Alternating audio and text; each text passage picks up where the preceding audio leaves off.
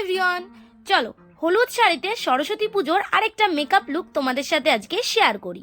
তো প্রথমেই আমি মুখে লাগিয়ে নিয়েছিলাম একটা পন্ডসের ময়শ্চারাইজার।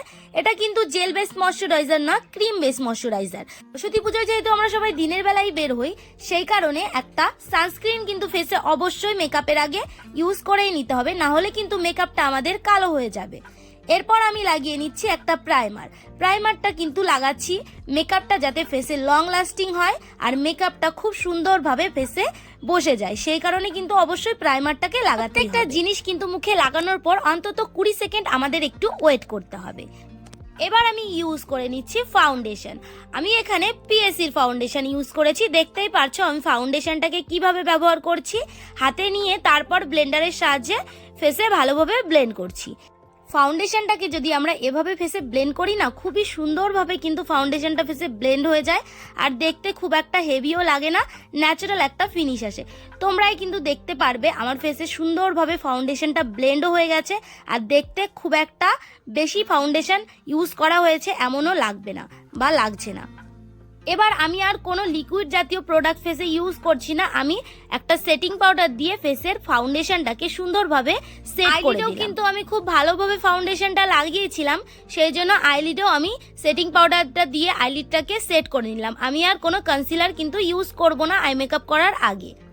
তোমরা চাইলে highlighting concealer, cream control, cream ব্লাশারও ইউজ করতে পারো, কিন্তু দিনের বেলার মেকআপ তো তাই অল্প প্রোডাক্ট ইউজ করাটাই আমার মনে হয় ভালো। এবার আমি পাউডার ব্লাশার ইউজ করে নিলাম। পাউডার ব্লাশারটাকে আমি এমনভাবে ইউজ করলাম যে একটু কন্ট্রোলেরও কাজ করবে, যেহেতু আমি পাউডার কন্ট্রোল করিনি। তারপর সেটিং স্প্রে দিয়ে পুরো ফেসটাকে সেট করে দিলাম। এবার পিএসির আইব্রো ডিফাইনার দিয়ে আইব্রোজটাকে আমি ডিফাইন করে নিলাম। তোমরা তো জানোই আমি কিন্তু কখনোই আইব্রো ডিফাইন করার জন্য ব্ল্যাক কালার ডিফাইনার ইউজ করি না, এই কালারটাই ইউজ করি। আর তোমাদেরও আমি সাজেস্ট করব সবসময় এই কালারটাই ইউজ করতে, ব্ল্যাক কালারটা না ইউজ করে।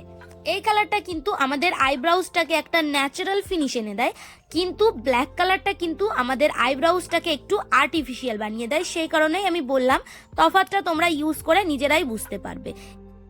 এবার আমি আই মেকআপ করার জন্য আই ম্যাজিকের আইশ্যাডো প্যালেট নিয়ে নিলাম। সেখান থেকে একটা রেড কালার নিয়ে আমি আইলিডের একদম লোয়ার কর্নারে আইজের যে ক্রিজ লাইনটা, সেই ক্রিজ লাইনটা পর্যন্ত ব্লেন্ড করলাম। এবার আমি নিয়ে নিচ্ছি ইয়েলো কালারটাকে আমি রেড কালার যেখানে ছেড়েছিলাম, মানে যেই ক্রিজ লাইন পর্যন্ত ছেড়েছিলাম সেইখান থেকে ব্লেন্ড করতে করতে পুরো আইলিডের ওপর পর্যন্ত, যে আইব্রো বোন সেই পর্যন্ত সুন্দরভাবে আইজের ইনার কর্নার পর্যন্ত। এবার আমি আবার ইয়েলো কালার নিয়ে নিলাম এবং ক্রিজ লাইনের নিচে যেই জায়গাটুকুতে আমি ফাঁকা রেখেছিলাম সেই জায়গাটুকুতে ইয়েলো কালার দিয়ে সুন্দরভাবে রেড কালারের সঙ্গে ব্লেন্ড করে দিলাম। এই ইয়েলো কালারটাকে কিন্তু আমি শুধুমাত্র ফাঁকা জায়গাটাতে ইউজ করব, যেখানে আমি প্রথমে কোনো কালার ইউজ করেছিলাম না। এবার দেখতে পারবে ইয়েলো কালার আর রেড কালারের মধ্যে কিন্তু একটা লাইন বোঝা যাচ্ছে আইলিডের মিডিলে। সেই লাইনটাকে কিন্তু মোছার জন্য প্রথমে রেড কালার ইউজ করেছিলাম যেই ব্রাশটা দিয়ে, সেই ব্রাশটা নিয়ে নিলাম এবং সেই ব্রাশটা দিয়ে এই লাইনের মাঝখানে আমি একটু ব্লেন্ড করে দিলাম। এটা করলে কিন্তু লাইনটা আর বোঝা যাবে না। লোয়ার ওয়াটার লাইনের নিচেও কিন্তু আমি রেড কালারটা দিয়ে ব্লেন্ড করে নিয়েছি, কিন্তু ইনার কর্নার পর্যন্ত কিন্তু টানিনি। তারপর হলুদ কালারটাকে আমি ইনার কর্নার থেকে লোয়ার ওয়াটার লাইনে যে রেড কালারটা ইউজ করেছিলাম সেই রেড কালারটার নিচে সুন্দরভাবে ব্লেন্ড করে দিয়েছি, যাতে রেড কালারটার মধ্যে কোনো লাইন বোঝা না যায়। আই মেকআপ করলে কিন্তু লোয়ার ওয়াটার লাইনের নিচেও একটু আইশ্যাডোটাকে ব্লেন্ড করলে আইসটা আরও দেখতে বেশি সুন্দর লাগে। এবার আমি আইলাইনার পরে নিলাম। এরপর তোমরা চাইলে মাস্কারা লাগিয়ে নিতে পারো, পলকগুলো দেখতে আরো বেশি সুন্দর লাগবে।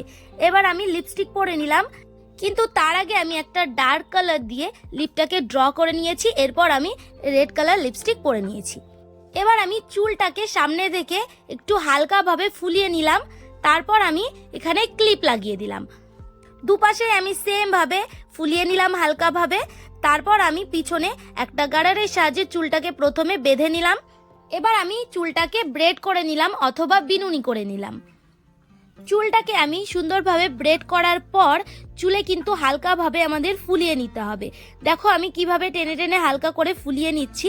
এভাবে কিন্তু চুলের খোপাটা আরো দেখতে বেশি বড় হবে, দেখতে আরো সুন্দরও লাগবে এই খোপাটা করলে। দেখো হালকা হাতে কিন্তু আমি ব্রেডটাকে একটু টেনে টেনে ফুলিয়ে দিয়েছি। এবার কিন্তু ব্রেডটা যথেষ্ট মোটা লাগছে। এবার আমি ঘুরিয়ে দিচ্ছি চুলটাকে। ঘোরানোর পর সাইড ক্লিপ দিয়ে আমি খোপাটাকে সুন্দরভাবে সেট করে নিলাম।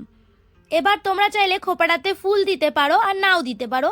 আমি এখানে ফুল দিয়েছিলাম, ফুল দিলে কিন্তু দেখতে ভালোই লাগে। এবার আমি শাড়ির সঙ্গে ম্যাচিং করে একটা লাল কালার টিপ পরেছি এবং সোনালি কালারের জুয়েলারি পরে নিয়েছি।